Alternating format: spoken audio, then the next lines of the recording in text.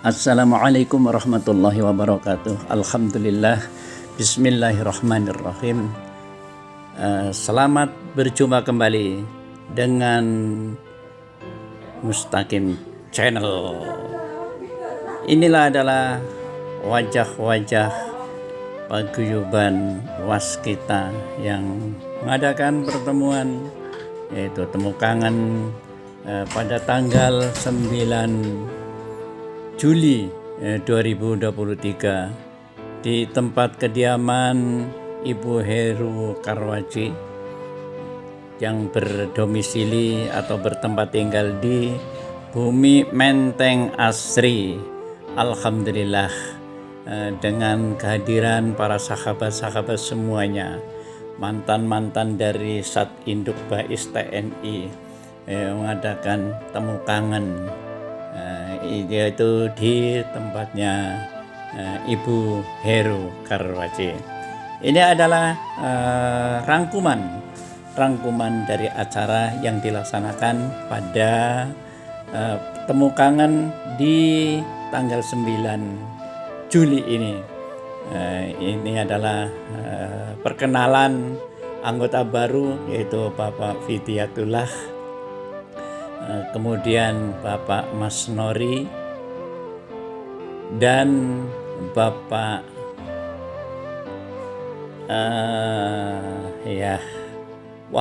sampai lupa namanya. Nah, ini adalah Bapak Zuhroni yang membacakan doa. Ini Ibu pembawa acara dengan Ibu Heru. Ini adalah Ibu Ateng atau Bu Lilis. Ini adalah rombongan dari ibu-ibu. Ini adalah Bu Mustaqim dengan Bu Mansur. Ini alhamdulillah, dengan wajah yang berseri-seri. Ini Pak Mansur, Pak Romzan, Pak Mas Nori, dan selanjutnya dengan pertemuan, dengan temu kangen ini, alhamdulillah, dengan adanya silaturahmi akan menyambung persaudaraan atau kebersamaan. Itu adalah indah, itu adalah moto yang berada di waskita. Nah, ini sedang ngabsen. Oh iya, ternyata di absen, sudah ada absennya sekarang. Ini adalah Pak Mansur, Pak Tarno, dan lain sebagainya. Alhamdulillah, dengan sangat bergembira berdatangan di tempat ini. Kemudian perlu diinformasikan bahwa Bapak Ketua, yaitu Pak Mansur, insya Allah akan melaksanakan pergi ibadah umroh pada bulan Agustus yang akan datang ini. Marilah kita doakan semoga berjalan ataupun melaksanakan umrohnya adalah mabrur dan mabrurroh. Begitu juga Bapak Suparno akan melaksanakan ngunduh mantu nanti pada minggu depan, insya Allah. Dan tidak ketinggalan juga insya Allah Bapak Fidiatullah, Bapak Haji Fidiatullah juga akan menantu menganakan akan nikah anaknya. Marilah kita ikuti acara ini secara langsung. Ini adalah rombongan ibu-ibu.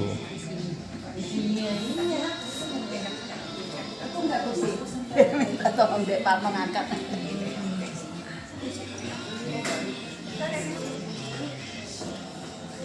Sini Ren. Ren. Mau ditelepon Bapak nih Ren. Ren sini. Ren. Mau ditelepon Bapak dulu. Jangan pantatnya yang kelihatan. Nanti kalau aku pantat apa ya? Pantat di Joko.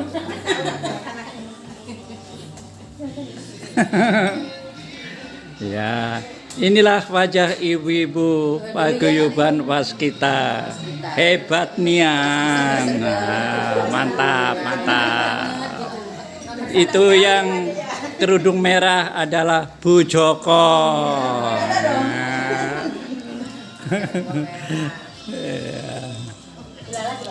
Nah, itu. Ini adalah ibu ketua. Nah, yang kerudung hitam adalah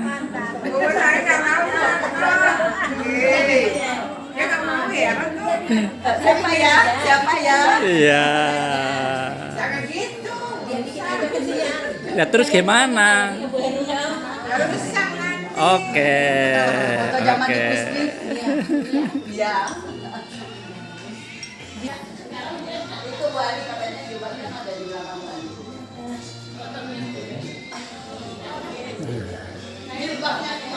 Ini adalah Bapak Mansur atau Bapak Ketua, kemudian Bapak Parno, kemudian Bapak Sipon, Bapak Ian, dan Bapak Ali.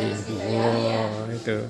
Ini adalah pimpinan Sholawat Azghil. Wah, top. Ya.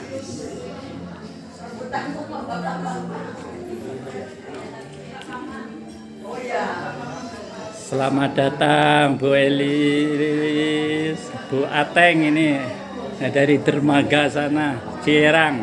Iya. Ya.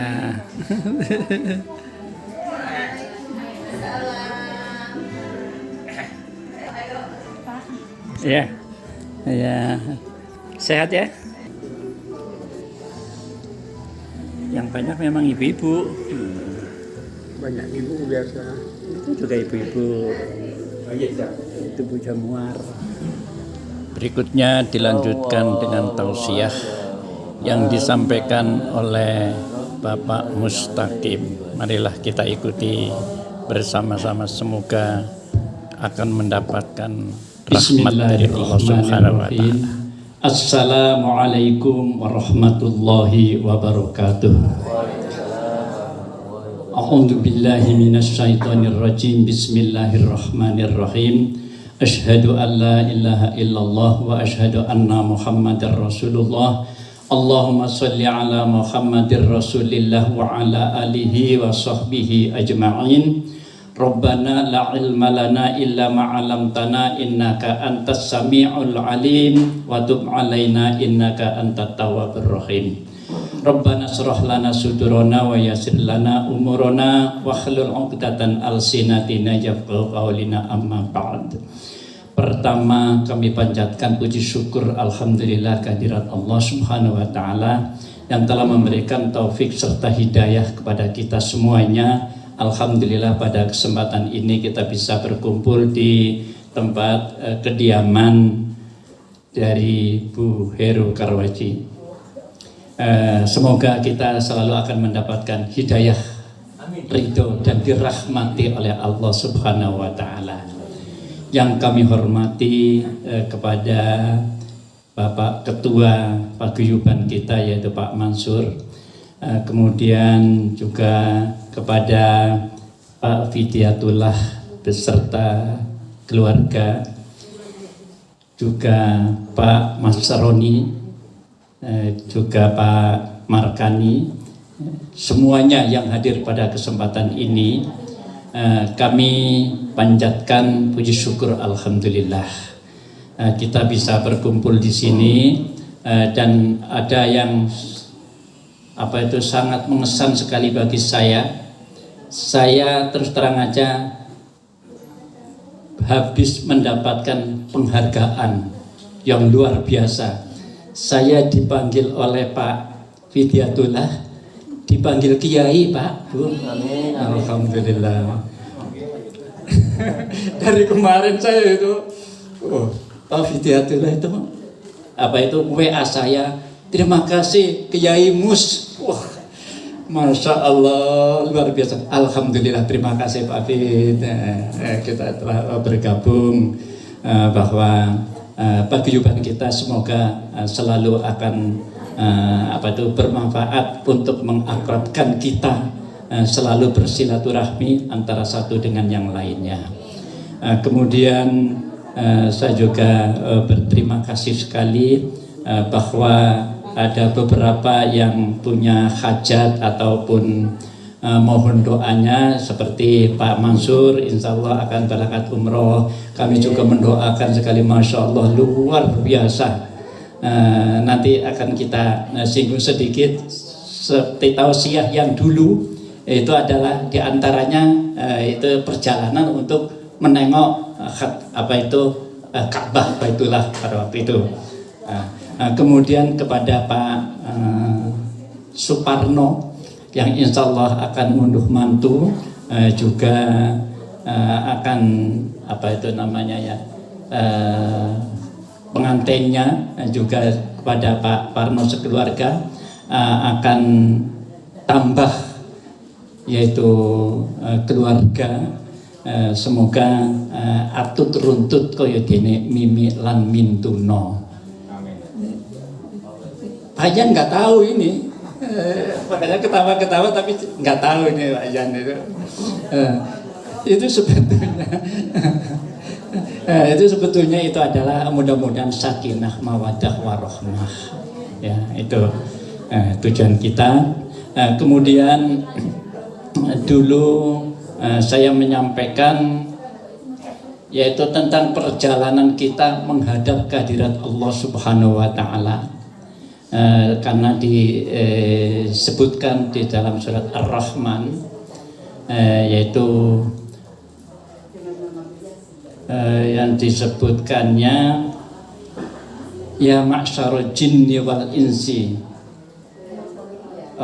ya ma'syarul jinni wal insi in istata'tum an tanfudu min aqtaris samawati wal ard famfudu la tanfudu illa bisultan.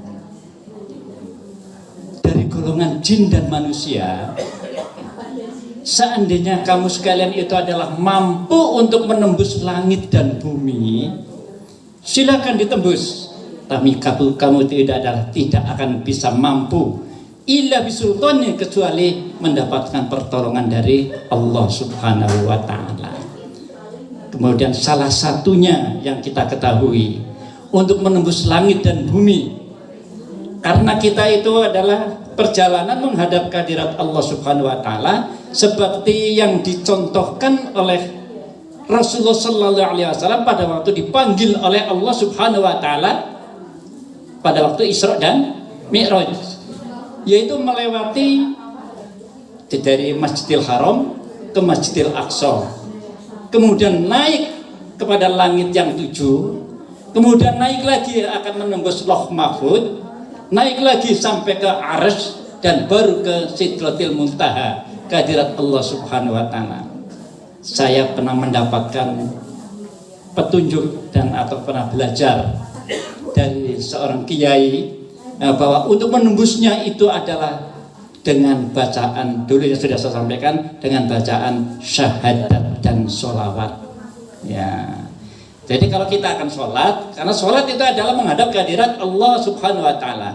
Innani annallaha la ilaha illa anna fa'budni wa aqimis sholah li dzikri, itu katanya. Maka kita dalam perjalanan melaksanakan sholat itu akan menembus kepada langit yang 7, yaitu melalui dari Ka'bah Baitullah. Makanya Pak Mansur akan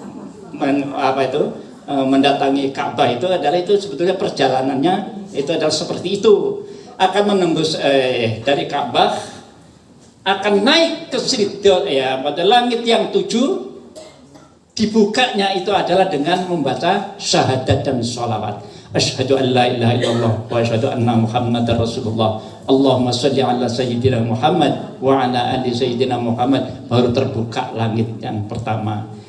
Kedua kali, dua kali, baru langit kedua, ketiga, dan sebagainya, dan seterusnya, sampai menembus kepada Arsy. Setelah Arsy sudah terbuka, langsung ke hadirat Allah Subhanahu wa Ta'ala, tidak ada yang menghalang-halangi.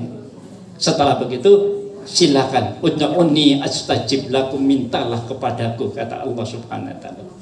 insya Allah akan dikabulkan. Sekarang yang lanjutannya, pertanyaannya itu adalah, manusia kalau menghadap ke hadirat Allah, ini sebetulnya hubungannya antara Allah, manusia yaitu Muhammad, kemudian alam. Ini itu harus kita ketahui. Ya, maaf ngomong ini kita melihat dari segi ilmu tasawuf ya, tapi geramjangan aja lah. Apa geramjangan itu? Jadi ya gitulah aja lah. Pokoknya seperti itu. Nah, jadi kita akan perjalanan yang begitu jauhnya. Tidak mungkin kita itu adalah tidak akan digoda. Sebab Rasulullah Sallallahu Alaihi Wasallam melaksanakan Isra Mi'raj pun itu adalah digoda. Begitu sudah naik buruknya, sudah berangkat dengan malaikat Jibril alaihissalam, tiba-tiba ada panggilan, Muhammad, jangan tinggalkan aku, jangan tinggalkan aku, jangan tinggalkan aku. Ini kata apa itu? Ada suara yang memanggil kepada Nabi Muhammad supaya jangan ditinggalkan dia. Itu siapa? Kemudian ditanyakan oleh Rasulullah Muhammad SAW kepada malaikat Jibril, itu siapa sebetulnya ya Jibril? Itu tidak lain, itu adalah suara perempuan yang sangat cantik, seolah-olah ya, yang sangat cantik kelihatannya. Itu memanggil supaya jangan ditinggalkan. Tidak lain, itu adalah perbuatan syaitan.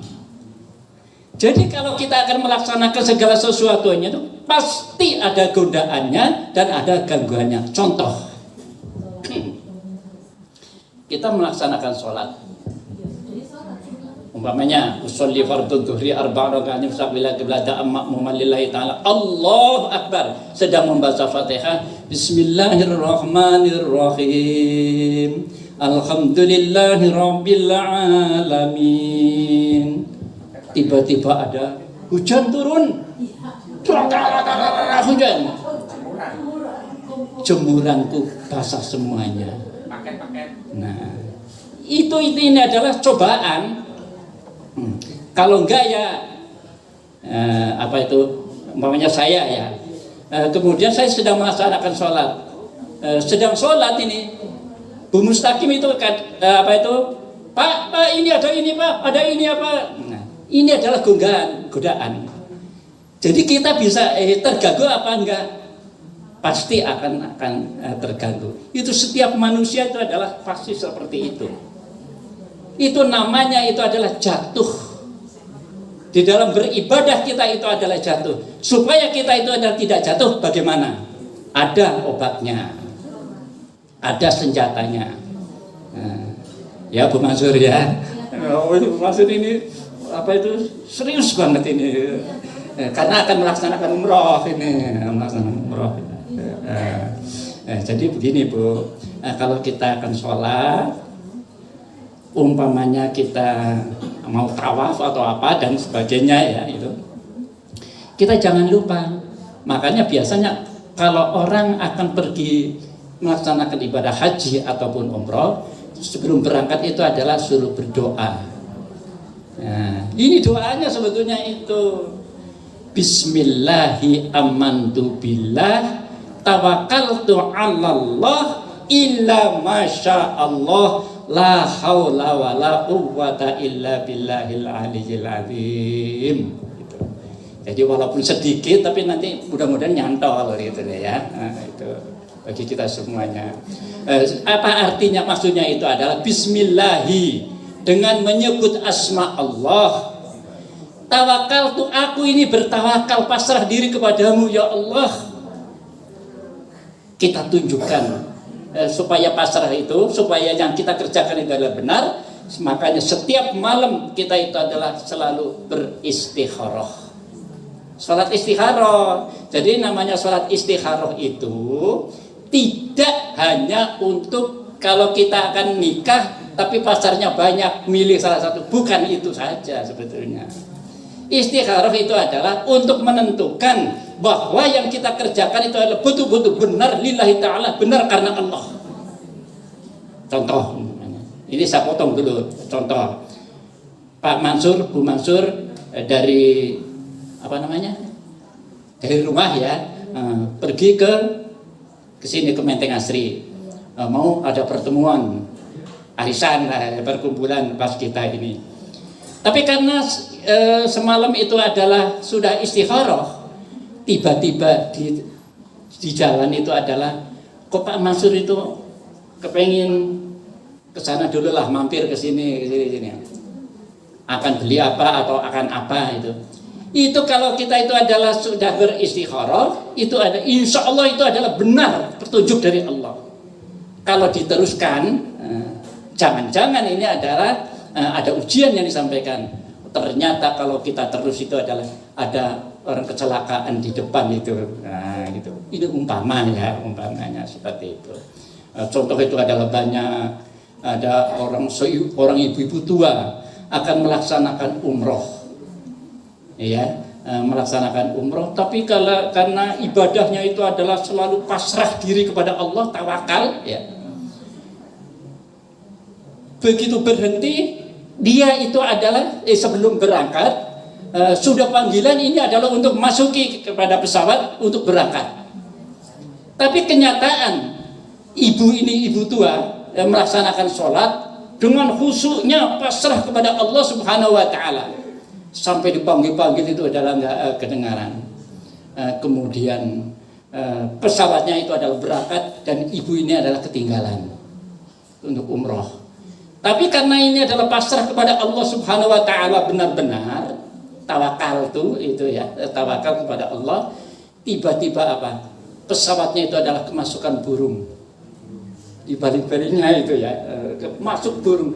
Itu maksudnya dari mana? Wallahu alam. Ini cerita. Kemudian akhirnya tidak bisa terbang pesawatnya, akhirnya balik lagi.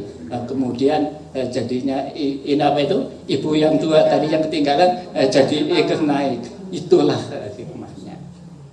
Semuanya itu adalah tawakal betul-betul karena Allah Subhanahu wa taala. Tawakal tuh, aku pasrah tawakal kepada Allah. Allah illa masya Allah, kecuali semuanya itu adalah ketentuan dari Allah Subhanahu wa taala. Kemudian ditutupnya dengan la haula wala quwwata illa billah, tidak ada daya dan tidak ada kekuatan bagi kita semua umat manusia, tidak ada. Illa billahil aliyil, kecuali pertolongan dari Allah Subhanahu wa taala. Itu ini contoh ya. Jadi kalau kita mau sholat, saya mengajak ya, sudah asyhadu an la ilaha illallah wa asyhadu anna muhammadar rasul. Ini belum sholat ya, tapi sudah siapan. Asyhadu an la ilaha illallah wa asyhadu anna muhammadar rasulullah. Allahumma shalli ala sayyidina Muhammad wa ala ali sayyidina Muhammad 7 kali. Ya enggak usah keras-keras, enggak usah. Dalam hati aja. 7 kali. Berarti sudah membuka semuanya tuh langit itu, termasuk Ka'bah Baitullah. Ibarat listrik tegangan yang paling tinggi itu adalah di Hajar Aswad. Makanya orang yang pergi haji itu ke sana itu adalah berebut untuk mencium Hajar Aswad karena tegangannya itu adalah yang paling tinggi, naik menembus langit-langit yang 7. Ini yang dicontohkan oleh Rasulullah pada waktu Isra dan Mi'raj. Tuh.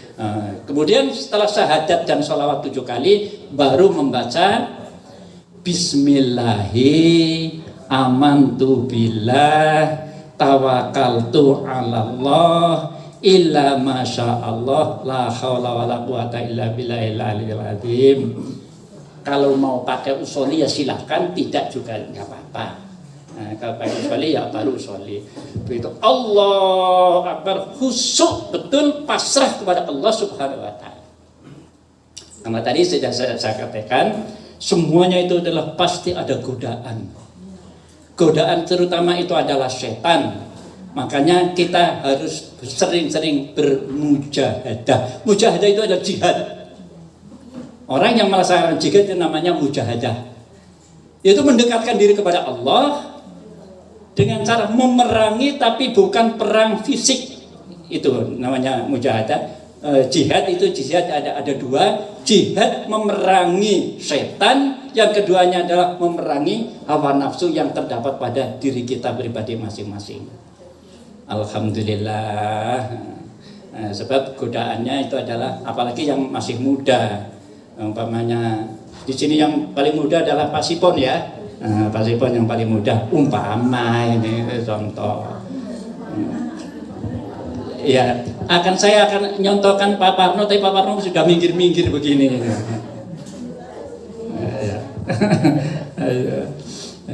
Maunya sedang melaksanakan sholat, kelingan yang macam-macam. Waduh, saya tadi ngeliat cewek cantiknya bukan main di sana. Nah, umpama. Jadi itu adalah keluar dari garis yang sebenarnya. Kami kira kita mudah-mudahan bisa melaksanakan segala sesuatunya dengan penuh tawakal, karena kita maafnya omong, kita itu adalah sudah lagi dalam keadaan antri menghadap kehadirat Allah Subhanahu wa taala. Walaupun tadi saya sudah tanya Pak Markani aja tadi yang gedenya begitu tadi mengatakan, katanya saya masih muda Pak, itu. Yang namanya mati itu adalah tidak ada muda ataupun tua. Kalau sudah sampai waktunya pasti akan datang. Pasti akan datang kepada kita. Nah, tapi manusia itu adalah sering digoda, ada penyakit yang terdapat pada diri kita sendiri, yaitu yang disebut dengan al-wahan. Al-wahan itu adalah hubud dunya wa karahiyatul maut. Jadi penyakit al-wahan itu adalah kita cinta kepada dunia yang berlebih-lebihan, wa karahiyatul maut, dan takut kepada mati. Padahal mati itu adalah pasti akan datang kepada kita. Sedangkan rezeki itu adalah sudah ditentukan dari Allah, hanya kita perlu untuk berikhtiar. Yang penting itu adalah kita akan menghadapi kematian. Perlu kita ketahui Bu, Pak, bahwa kita nanti di alam kubur pasti ada pertanyaan-pertanyaan kubur, ya. Saya singgung sedikit ya ini. Ini ada bocoran, yaitu ada pertanyaan kubur. Pertanyaan kubur itu pasti akan terdapat kepada setiap manusia yang meninggal dunia di alam kubur. Yang pertama itu adalah pertanyaannya, kalau orang-orang dulu itu katanya Pak Bawon ini dulu menghafalin di sana di Kebumen itu ya, Pak Bawon itu pertakonan kubur iya iku ana 5 perkara la ilaha illallah. Ini Pak Bawon dulu waktu kecilnya. Juga Pak Juroni juga ini itu. Jadi pertanyaannya yang pertama itu adalah man rabbuka. Itu apa kita tahu kaifa takfuruna billahi wa antum kaifa takfuruna billahi wa kuntum ambatan fa ahyaakum summa yumitukum summa yuhyikum summa ilaihi turja'un. Kita dulunya adalah orang yang tidak ada, sekarang menjadi ada, nanti tidak ada lagi, akan mati semuanya manusia. Kemana? Summa ilaihi turja'un, akan kembali menghadap kehadirat Allah Subhanahu wa taala. Itu pasti itu. Nah, dan di alam kubur ini kita ada pertanyaan yang pertama, man rabbuka, siapa Tuhannya? Siapa Tuhanmu? Ini kalau tidak dilatih di dunia ini, nanti nggak bisa. Betul itu. Adanya hanya takut, sebab yang tanya itu adalah malaikat Mungkar dan Nakir, ya. Itu dengan membawa apa sih ya? Kalau bahasa Pak Joroninya itu godo. Godo apa ya? Sapu lidi, godo apa sapu lidi? Apa gimana itu?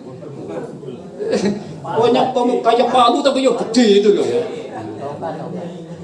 Ya, yang punya godo Werkudara nggih. Jadi make godo kalau tidak bisa menjawab, mandra buka, wah gemeter langsung. Kok nggak bisa jawab? Kalau nggak bisa jawab, langsung dipukul sampai hancur, biar mati. Ya memang sudah mati ya tadi. Dipukul hancur ya, hancur. Begitu hancur jadi lagi. Hancur jadi lagi, ditanyain terus-terusan seperti itu. Ini yang pertama. Makanya di dalam puji-pujian itu, mandrobuka kalau tidak bisa menjawab, yang penting bisa menjawab la ilaha illallah, la ilaha illallah. Itu. Jadi siapa Tuhanmu? Allah Subhanahu wa ta'ala. Yang keduanya, wa man nabiyuka? Siapa nabimu? Jawabannya itu adalah Nabi Muhammad sallallahu alaihi wasallam. Nabi kawula, nabi saya. Kemudian ditanyakan lagi, mana kiblatmu? Itu ya. Kiblatmu di mana? Kiblat saya itu Ka'bah Baitullah yang besok akan dilihat didatangi oleh Pak Mansur. Nah, itu Ka'bah Baitullah itu. Kemudian ada pertanyaan lagi, siapa panutanmu? Panutan ya pedomanmu. Ya. Apa kitabmu? Kitabnya itu adalah Al-Qur'anul Karim. Jadi umpamanya kalau nggak bisa kan, siapa panutanmu? Panutan saya adalah Prabowo. Umpama. Atau bertanya, siapa panutanmu? Jokowi.